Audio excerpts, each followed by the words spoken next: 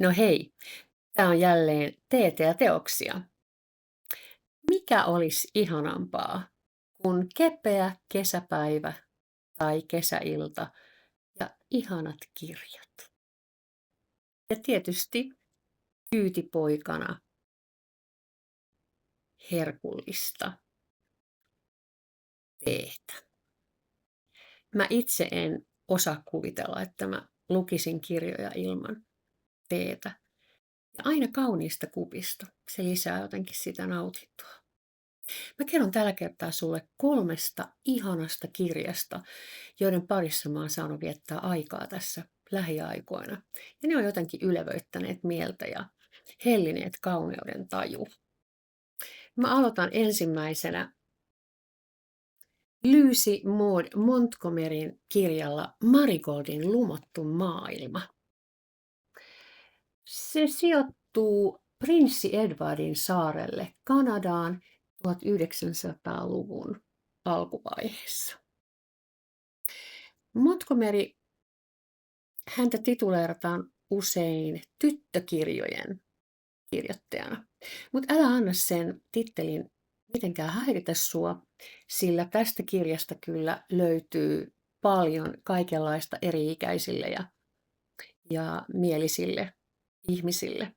Tässä on niin kartanoromantiikkaa, historiaa, huumoria, kujeilua, todella kauniita luontokuvia ja hieno juoni. Tässä on myöskin värikkäitä ihmishahmoja. Montgomery on kirjailijana sellainen, että hän osaa käyttää hyväkseen ihmisten sisäisiä ristiriitoja, kertoa niistä. Ja hän myöskin kertoo sukupolvien välisistä ristiriidoista, kuten tässäkin kirjassa käy. Tämä kirjahan alkaa hyvin hauskasti niin, että siinä on pieni vauva, jolle sitten ylhäissukulaiset ovat kerääntyneet keksimään nimeä. Tietystikään nuorelta äidiltä ei kysytä mitään.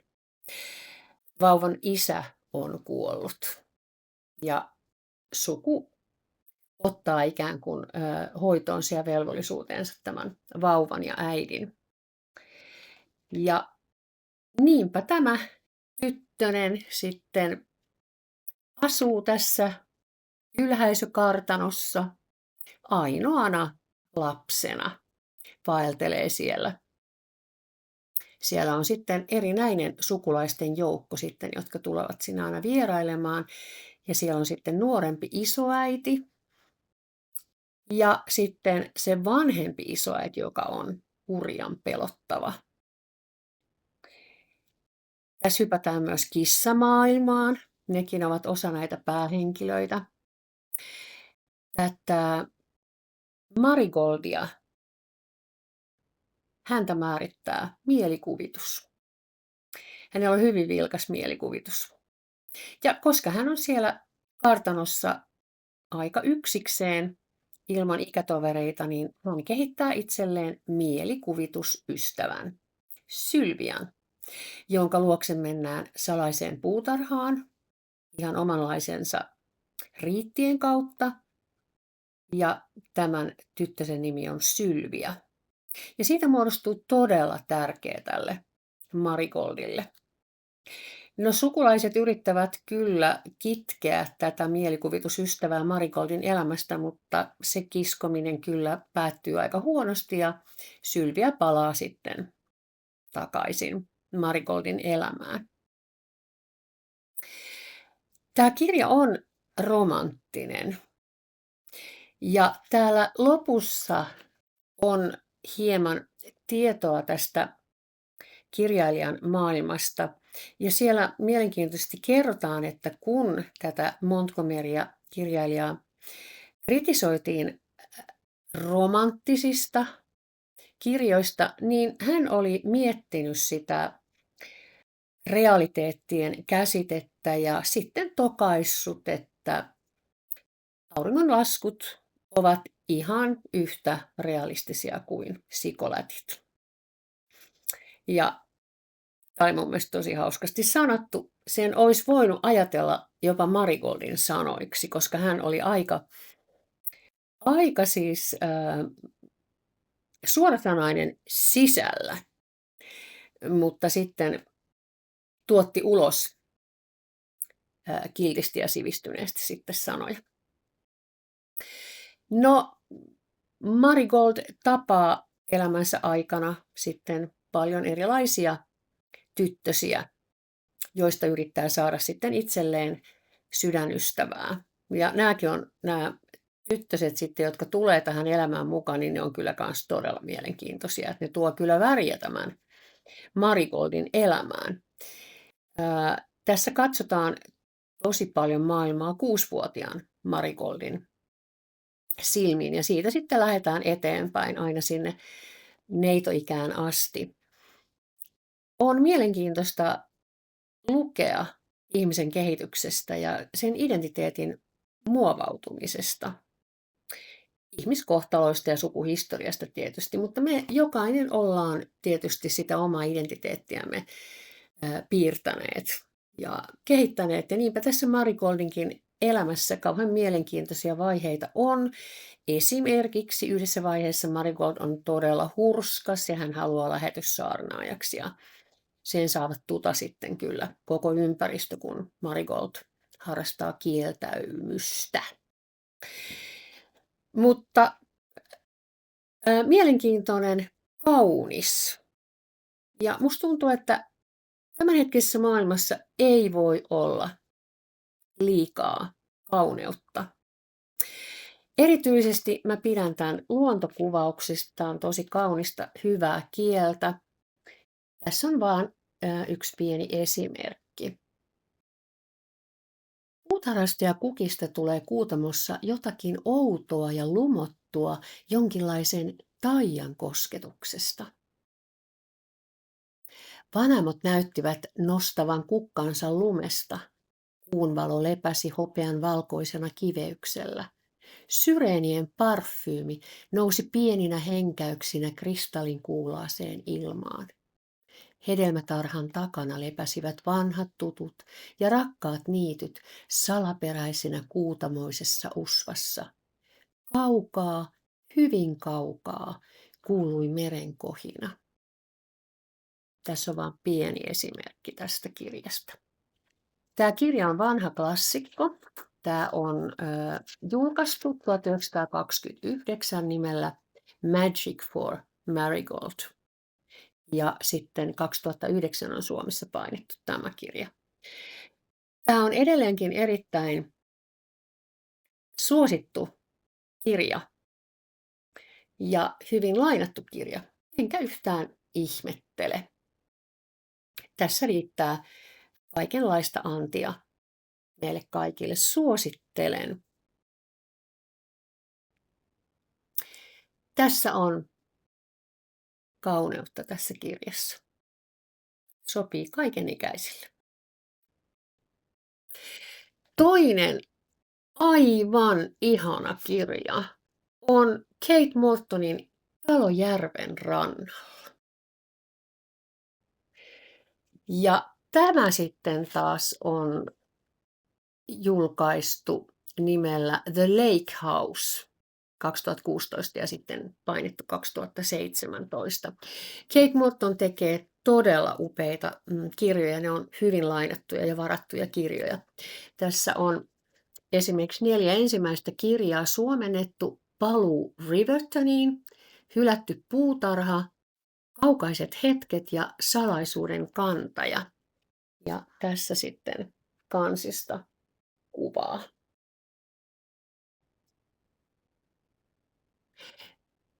Tämä kirja elää mielenkiintoisella tavalla 2 ajassa ainakin. Eli vuosi 1933 on sitten sen päähenkilöperheen alkuvaiheita, kuinka rakastunut pari perustaa perheen idylliseen taloon keskelle lumottua puutarhaa, ja hehän sen itse sitten luovat sen puutarhan. Ja siellä on järvi, vettä, on venemajaa, kaikkea ihanaa marjoja, kaunis ympäristö, johon on sitten ihana perustaa perhe, 3 tytärtä ja 1 poika.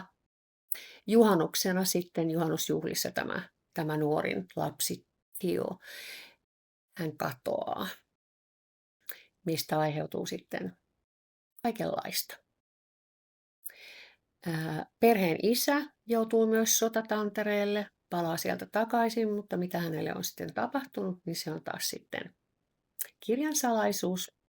No sitten mennään vuoteen 2003, jossa sitten hypätään lontoolaisen rikostutkija Sadie Sparrowin elämään. Hän on vähän mugannut omassa työssään ja tulee lähetetyksi tänne Cornwalliin, jossa tämä talo itse asiassa sijaitsee mukamas lomalle. No hän ei osaa olla laakereillaan ja hän sitten juostessaan koirien kanssa siellä metsässä törmää tähän hylättyyn ihanaan taloon. Ja saa sitten tietää, että tähän taloon liittyy tämä selvittämätön lapsen katoaminen. Ja mitäpä hän muuta sitten Sadie tekisi, kun selvittäisi tätä tapahtunutta. Nämä kutoutuu nämä ajat tosi mielenkiintoisesti yhteen. Ja sitten myöskin tämän Sadien elämä, tämän rikostutkijan elämä myös sitten nivoutuu jännällä tavalla sitten näiden päähenkilöidenkin elämään. Se on tosi kivaa elää 2 ajassa ja sitten se, että kuinka nämä päähenkilöt kasvavat ja niin kuin tämän suvun tarina kulkee tässä mukana koko ajan. Tosi mielenkiintoista. Ainoa, mikä mua vähän ehkä pikkusen riepoi, oli se aivan lopun ratkaisu. En sitä edes arvannut, miten se ratkaisu tapahtuisi, mutta se oli ehkä vähän semmoinen niin kuin amerikkalaistyylinen, vähän niin kuin mun mielestä liian naivi se ihan lopetus, että romantillinen lopetus. No ei kai niin pitäisi sanoa. Siis kirja voi loppua ihan miten vaan ja se saa loppua juuri näinkin. Mutta ehkä siinä tökki sit vähän se, että se on niin epärealistinen se loppu. Mutta mitä sitten? Saa se loppua sillä lailla. Mutta kaikitenkin tämä on hienoa kieltä. Ja siis tässähän on melkein 700 sivua. Ja mä oon kyllä semmoinen ihminen, että jos joku kirja on näin paksu, niin mun täytyy kyllä vähän suostutella itseäni, että lukemaan. Ja mä vähän niin kuin ajattelen aina, että onkohan siinä aina niin kuin 200 sivua vähän niin kuin turhaa. Ja kiertelyä ja kaartelua. Mutta hei, tästä kirjasta mä voin kyllä sanoa, että ei. Ei ollut turhia sivuja. Tämä nappasi tämä juoni todella mukaansa. Nämä on uskottavia nämä henkilökuvaukset täällä. Ja juoni kulkee niin mielettömällä tavalla, että minä en ainakaan osunut kyllä kertaakaan oikeaan arvuutellessani, miten nämä asiat on mennyt, miten se poika on kadonnut. Tämä alkaa myös jännällä tavalla sillä tavalla, että joku nainen juoksee metsässä kauheata vauhtia ja sitten hautaa maahan jotakin. No siitähän tietysti niin kuin herää kaikenlaista mieleen, että mitä siinä on tapahtunut. Ja se kummittelee se alku koko kirjan ja sitten sitä yrittää niin kuin ikään kuin sijoittaa sen tapahtuman tuohon tarinaan, että kuka mitä. Mutta en mä ainakaan osunut kertaakaan oikeaan, kun mä yritin arvotella. Mutta sen takia tämä olikin niin ihana. Siis niin ihana kirja, että mä en malttanut, että viimeiset 200 sivua mä luin niin yhteen menoon yöllä. Mä en voinut lakata tätä, mutta ihana kun oli tämmöinen kuulas kesäilta, niin mikä sitä oli lukiessa tällaista ihanaa kirjaa. Siis suosittelen lämpimästi.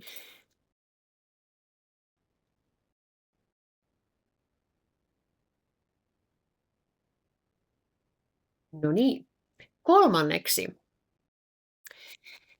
Näissä Edellisissä 2 kirjassa, niin näissä molemmissa on kaunista luontokuvausta. Ja nämä päähenkilöt ovat ihmisiä, jotka rakastavat kaunista ympäristöä. Ja on kasveja ja kauneutta ympärillä. No mikä sitten sopii paremmin 3. kirjaksi kuin sellainen, joka kertoo kasvien maailmasta? Aivan ihastuttava kirja. Teija Alanko on kirjoittanut Kultaköynnös ja unelma, huonekasvien historiaa.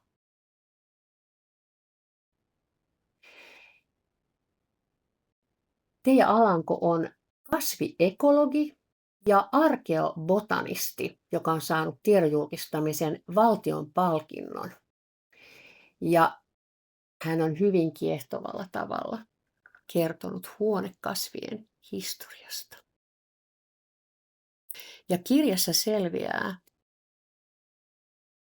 mikä yhteys ananaksella, banaanilla, vaniljalla, esimerkiksi näillä elintarvikkeilla, niin mikä niillä on yhteys huonekasveihin. Voit selvittää sen tästä kirjasta. Ja sitten kirja esittelee yhteydet, miten kasvinmetsästys, tutkimusmatkailu, löytöretkeily, kolonialismi, tiedemiehet, kauppapuutarhurit, keräilijät, miten ne liittyvät yhteen toisiinsa. Ja se tekee tästä kirjasta siis todella mielenkiintoisen. Tässä kirjassa löytyy näitä meidän klassikkoja. Begonioita, santpaulioita, posliinikukkia, oleantereita, juoruja ja tietysti paljon muuta. On tosi kiehtovaa lukea näiden meidän huonekasvien historiaa. Tietysti siihen liittyy myös riistoa, kolonialismia, mitä ei tule miettineeksi, kun huonekasvia miettii. Mutta se nyt ei tarkoita sitä, että tässä nyt lannistutaan tätä lukiessa. Mehän ei voida niille mitään, niille asioille, jotka on tapahtunut satoja vuosia sitten. Mutta se on mielenkiintoista